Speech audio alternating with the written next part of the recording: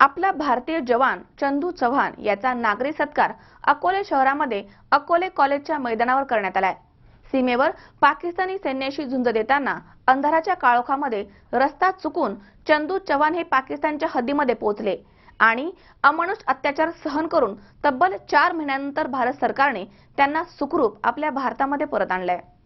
तमाम अकोलेकरांच्या वतीने जवान चंदू चव्हाण यांचा नागरी सत्कार करण्यात आलाय। अकोले शहरातील अकोले कॉलेजच्या मैदानावर हा सत्कार सोहळा संपन्न झालाय। 28 सप्टेंबर 2016च्या मध्यरात्री आपला भारतीय जवान चंदू चव्हाण सीमेवर पाकिस्तानशी झुंज देत असताना भयान अशा त्या काळरात्री रस्ता चुकल्यामुळे तो पाकिस्तानच्या हद्दीमध्ये पोहोचला। त्याचवेळी पाकिस्तानी सैनिकांनी त्या भारतीय जवानाला पकडून तब्बल 4 महिने कालकोठडीमध्ये ठेवून त्याच्यावरती अतोनात अत्याचार केलेत। या 4 महिन्यामध्ये चंदू चव्हाणला अमानुष मारहाणही सुरू होती। त्यामध्ये चंदूला माहित होतं की आता आपला अंत जरूर होणार। त्याच्या मनामध्ये अनेक विचार येत होते। उलटे टांगून त्याला जबर मारहाणही केली जात असे। नंतर काही वेळ मारल्यानंतरही चंदू हसत होता, कारण रडून रडून त्याच्या डोळ्यातील अश्रू देखील संपले होते। महाराष्ट्रातील धुळे येथील हा जवान चंदू चव्हाण, एक भाऊ, तोही देशसेवेमध्ये, सैन्यामध्ये, एक बहीण आणि लहानपणीच आई वडिलांचं छत्र हरपलेलं। लहानपणापासून आजी आणि आजोबांनी त्यांचा सांभाळ केलाय। चंदूला पाकिस्तानी सैन्यानं अटक केल्याचं समजताच त्याच्या भावानं केंद्रीय संरक्षण मंत्रालयाशी वेळोवेळी पाठपुरावा केला। भारत सरकारने चंदूला तब्बल 4 महिन्यानंतर भारतामध्ये सुखरूप परत आणलंय। अशा या शूर जवानाचा सत्कार अकोलेकरांच्या वतीने करण्यात आलाय। या कार्यक्रमाच्या अध्यक्षस्थानी अकोले येथील शहीद जवान तानाजी नवले यांच्या वीरपत्नी या होत्या। या कार्यक्रमाप्रसंगी तमाम अकोलेकर उपस्थित होते। येलोसी अंधारा होतं, अंधारामध्ये मला समजलं नाही। तिथं मी विचार केला आणि बघत होतो की कुठून रस्ता होईल, रस्ता मला समजला नाही। त्याच्यानंतर ज्या हद्दीमध्ये मी पोहोचलो तिथं मला पकडलं। त्याच्यानंतर मला समजलं नाही मी कुठून चुकलो, काय म्हणजे काहीच समजत नव्हतं। त्या अंधारात एकटा पडून गेलो होतो मी आणि पकडल्यानंतर मला तिथं मारपीट होती, जे प्रत्येकाला माहिती आहे। याचं सोल्जरला तर मारपीट होणारच आहे।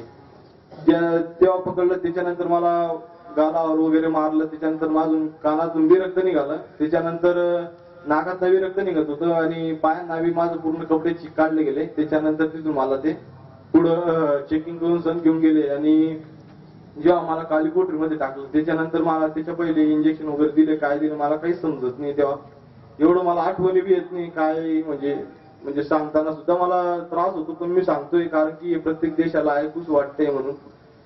तर जेव्हा मला पकडलं काली कोठडीमध्ये होतो तेव्हा असं वाटत होतं, परमेश्वरा मला पुढचं आयुष्य कधीच नको देऊ मरेपर्यंत, असं मी विचार करायला लागलो। त्याच्यानंतर मी माझ्या भाऊ दिसायचा डोळ्यासमोर, माझी बहिणीचं काय झालं असेल, मुलगा झाला काही धक्क्याने, काही झालं असेल, माझ्या आजीचं काही झालं असेल का, माझ्या भावाने स्वतःने काही केअर करून घेतलं असेल, असं माझे विचार यायला लागले तेव्हा। आणि मी रडायला लागलो, विचार करायला लागलो की आता मी तर मेलेलो आहे आणि मी त्यांना हे बी सांगायचो मला मारून टाका, मी बोलायचो मला मारून टाका, पण ते तेव्हा सांगायचं चूप भेटले। वेगळे एकदम विचार तेव्हा चेंज होऊन गेले माझे। आणि असं देवाचे गाणे म्हणेल, कधी देवाला आरती, गणेशाची आरती म्हणेल, जे मला डोक्यात यायचं तसं बोलायला लागायचो मी। काही बी म्हणजे असं वाटत की देशाचं जनगण मन म्हणायला लागलो। काही वेळेस म्हणजे मेंटल सारखं एकदम डिस्टर्ब होऊन गेलो होतो आणि मला समजत नव्हतं मी काय करतोय काय नाही करत आहे।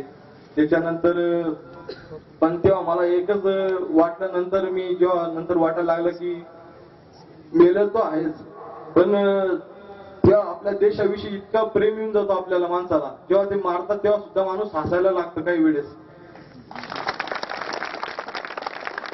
म्हणजे त्या टायमाला असं वाटतं की आपल्या देशामुळे आपण इथे आहे आणि काहीच वाटत नाही। तेव्हा मारतात आपण हसतो, काही वेळेस दुःख बी होतं, रडतो बी माणूस, एकदम वेगळे विचार येतात। आणि तिथं आपले असं वाटायचं मला भिंतीपाशी कोणी आवाज येतोय, मारपीट होते त्याला, कोणी देवाचं नाव घेतो, कोणी अल्लाचं बी नाव घेतो, असे मला कैदींचा आवाज यायचा, पण मी त्यांना काही बघितलं नाही। पण असं वाटायचं त्यांना म्हणजे ते गेलेलेच आहे कामातून, असं वाटायचं मला, जसं मनात एकदम फिलिंग व्हायची की बा हे काही कामाचेच नाही आता। असं मी बी जे होते आरडा मारायचे, मी बी त्यांच्या आरडा मारायला लागत काही वेळेस, अशी माझ्या मनामध्ये चालत राहायचं। आणि मी इथं आल्यानंतर मला जो पुनर्जन्म दिलेला आहे देशाने, मी फक्त हा देश सेवासाठीच दिलेला आहे आणि मी देशसेवा तर करणार, पण त्याच्यासाठी मी देशसेवा करता करता समाजसेवा बी करेल मी देशाची. सचिन खरात, सी 24 तास, अकोले.